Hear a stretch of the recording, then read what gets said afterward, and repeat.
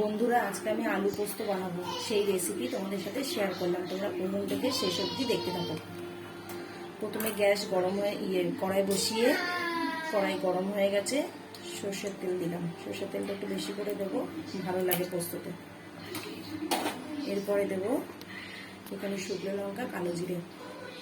শুকনো লঙ্কাটা দিলাম, কালো জিরেটা দিলাম। তারপরে দেবো একটু হিং দিয়ে, তারপরে এখানে কেটে রাখা আলুগুলো সব দিয়ে দেবো।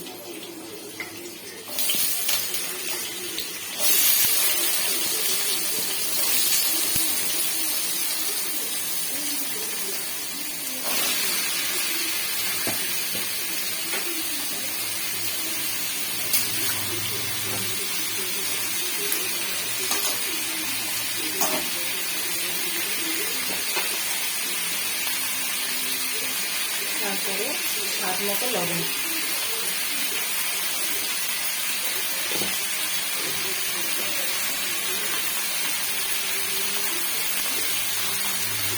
তারপরে দেবো হলুদ। এটা হলুদ ছাড়াও পোস্তটা হয়, আমরা হলুদ দিয়ে খাই।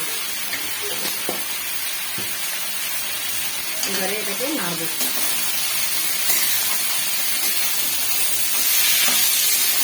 প্রথমে শুকনো লঙ্কার কালো জিরাটাকে ভেজে নিলাম, কেন শুকনো লঙ্কার একটা আলাদা স্মেল বেরোয়, খুব ভালো লাগে।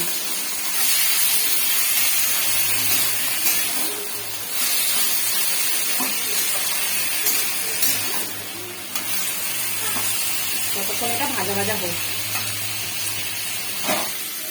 বন্ধুরা, এই দেখো আলুগুলো হালকা হালকা করে ভাজা হয়ে গেছে। এবারে ঝিঙে দিয়ে দেবো। ঝিঙে আলু পোস্ত করছি। এই যে কেটে রাখা ঝিঙেগুলোকে দিয়ে দেবো। ঝিঙেগুলো প্রথমে দিলে গলে যাবে। এবারে ঝিঙেগুলোকে নেড়ে এর মধ্যে জল দিয়ে দেবো।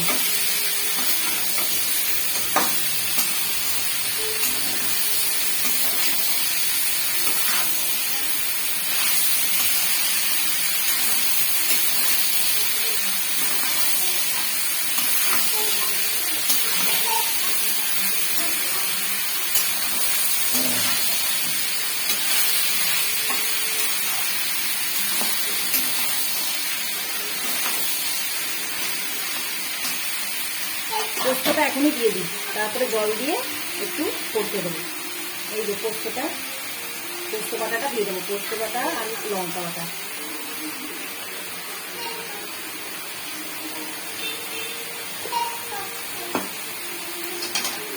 পোস্তটা দিয়ে একটু নাড়াচাড়া করে নিয়ে তারপরে অল্প করে জল দিয়ে দেবো।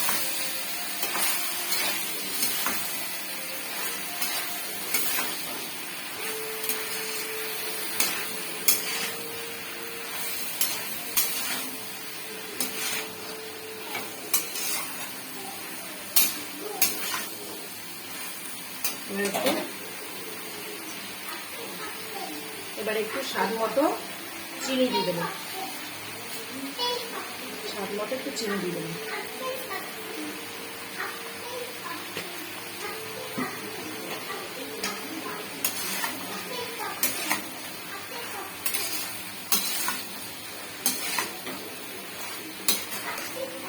এবার এটা একটু কষে নিয়ে তারপরে জল দেবো।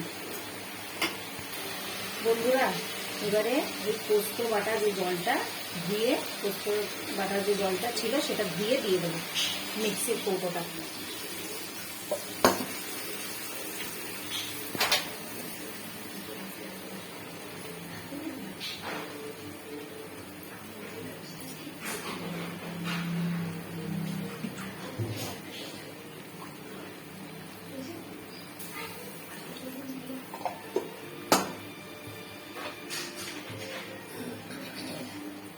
দুটো কাঁচা লঙ্কা দিয়ে দেবো।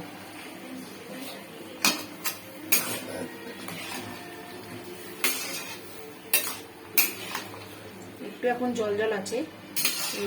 আলু আর ঝিঙেটা একটু সেদ্ধ হোক, তারপরে একটু সর্ষের তেল ওপরে দিয়ে দেবো, দিয়ে নামিয়ে দেবো। বন্ধুরা এবার দেখো অনেকটা শুকিয়ে এসছে। হ্যাঁ, ঝিঙে আলু পোস্ত এই দেখো, উপর থেকে যত কাঁচা লঙ্কা দিয়েছিলাম, এবার অনেকটা শুকিয়েছে। এবার নামিয়ে দেবো।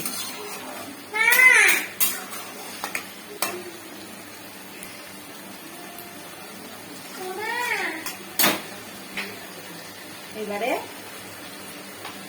উপর থেকে সর্ষের তেল দিয়ে নামিয়ে দেবো।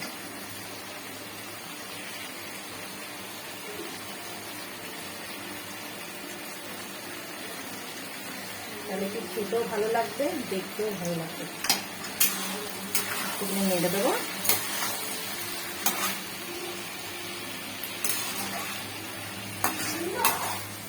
দেখো তো বন্ধুরা কেমন হয়েছে, তোমরা কমেন্ট করে জানাবে। ভালো লাগলে তোমরা এরকম করে বাড়িতে বানিয়ে খাবে। বাই।